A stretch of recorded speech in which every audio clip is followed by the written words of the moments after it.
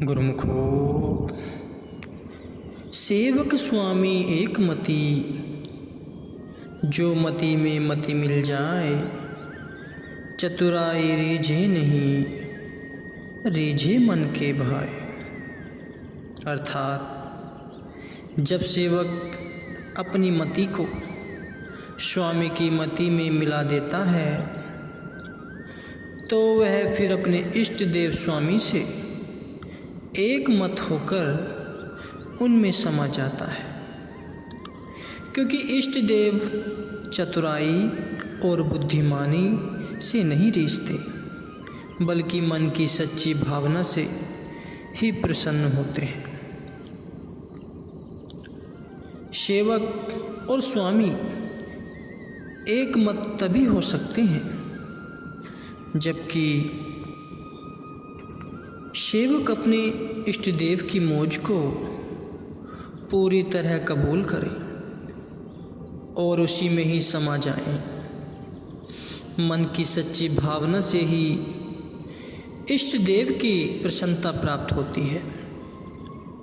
किसी प्रकार की चतुराई या बुद्धिमानी से इष्ट देव को प्रसन्न नहीं किया जा सकता। सेवक के अंदर में किसी प्रकार का मान गुमान इत्यादि न हो, बल्कि दिल में सच्चाई, सफाई और नम्रता हो।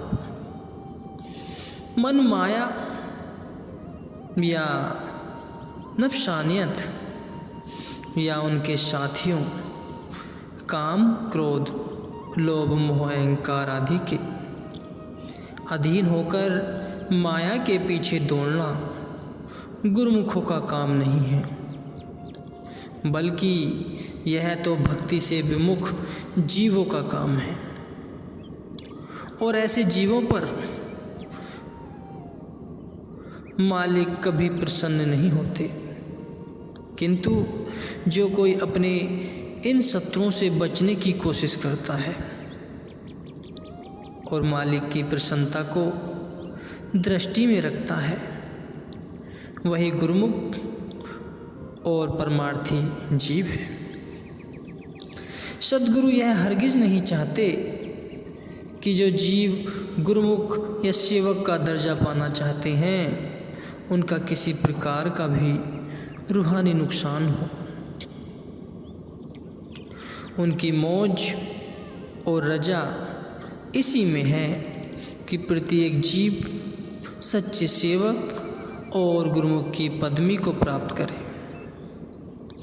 एक गुरुमुख और एक सच्चे सेवक का जो दर्जा है, उसके समान दर्जा बड़े राजा महाराजाओं का भी नहीं हो सकता।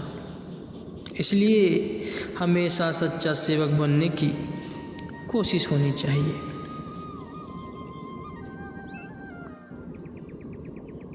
गदाए कुए तुरा मेल बादशाही नेस्त, हवाए सल्तनत व जेके कज कुलाही नेस्त। तेरे कूचे के फ़कीर की बादशाह से क्या समानता, क्योंकि उसको बादशाही और ताज की ज़रूरत नहीं। अर्थात फ़कीर इच्छाओं की गुलामी से मुक्त होकर मालिक से मिले होते हैं। उन्होंने वास्तविक बादशाही को प्राप्त कर लिया होता है। उनके लिए संसार की बादशाही तुच्छ है। गुरुमुखो, सच्चे सेवक का दर्जा क्या है? प्रत्येक वस्तु अपना अपना प्रभाव रखती है। मिसाल के तौर पर जिस प्रकार एक गुलाब का फूल है, अब गुलाब का फूल जिस स्थान पर भी रखा होगा अपने आसपास अपनी सुगंध को फैला देगा तथा जानने वाले जान सकेंगे कि यहाँ गुलाब का फूल है। इसी प्रकार ही एक सच्चे सेवक के भी लक्षण दूर से जाने जाते हैं। उसकी सुगंधी या खुशबू सब तरफ फैली रहती है और अपने कार्य व्यवहार से ही वह अपने आप को जाना जाता है। सेवक के अंदर जो गुण काम करते हैं वे दूर से ही अपनी सुगंध देते हैं। वे गुण क्या हैं? सच्चाई, मोहब्बत, नम्रता और दीनता। सेवक झूठ को सच्चाई से, द्वेष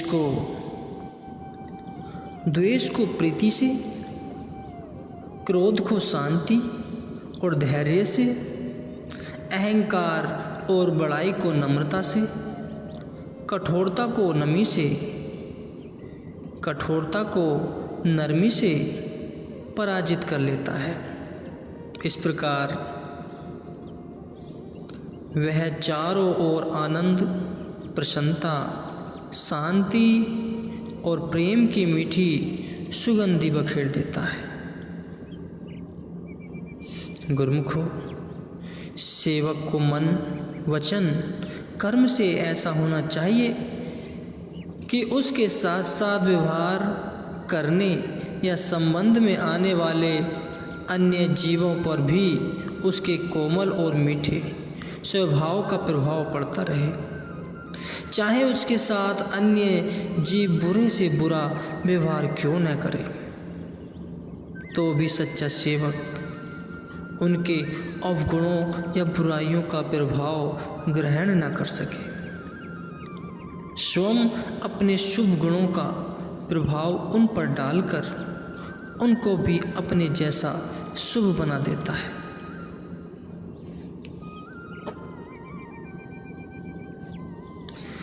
विधि बस सुजन सुसंगत पराही, फनी मन सम निज गुण अनुसारही।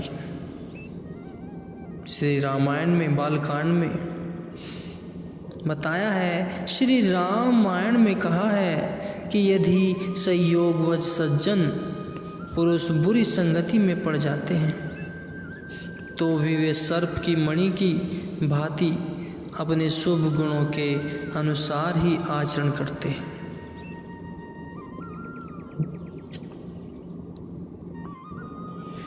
जैसे सर्प के मस्तक में एक मणि होती है जिसका गुण यह है कि वह मणि विष के प्रभाव को ग्रहण नहीं करती और अंधकार में प्रकाश करती है।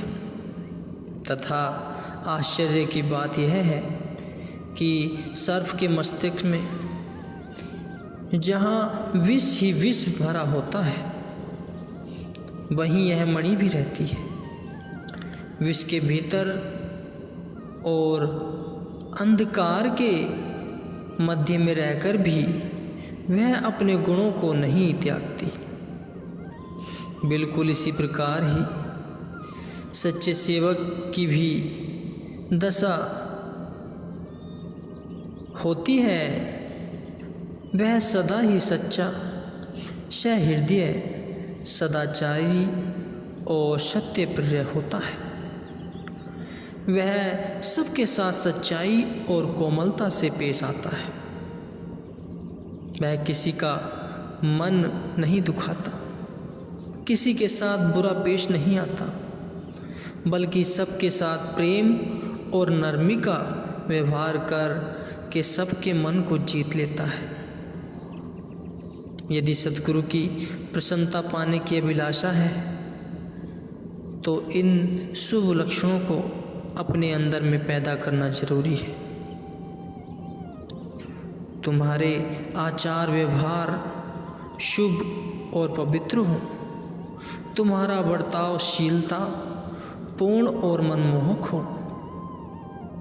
अपनी अहम मान्यता को नम्रता और गरीबी में बदल डालो। प्रेम और सहृदयता का बर्ताव करते हुए अपने साथ औरों को भी प्रसन्नता और शांति देते चलो। ये सच्चे सेवक के शुभ लक्षण हैं गुरुमुखों।